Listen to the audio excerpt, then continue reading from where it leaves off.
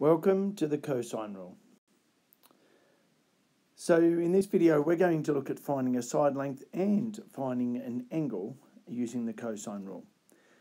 A reminder, these rules are used, or the cosine rule is used, for non-right angled triangles.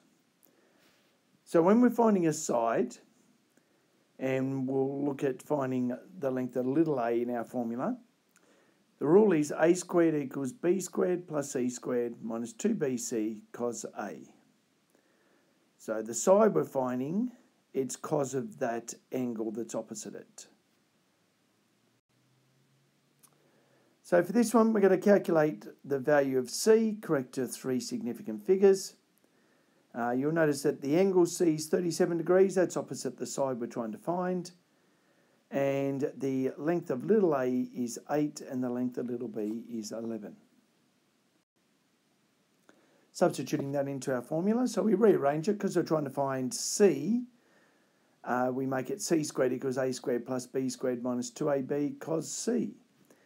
Substituting in the values, 8 was a and 11 for b. We get 8 squared plus 11 squared minus 2 times 8 times 11 times cos 37.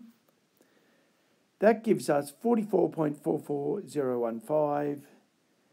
We take the square root of that, so the length of the side, correct to three significant figures, is 6.67. Finding an angle.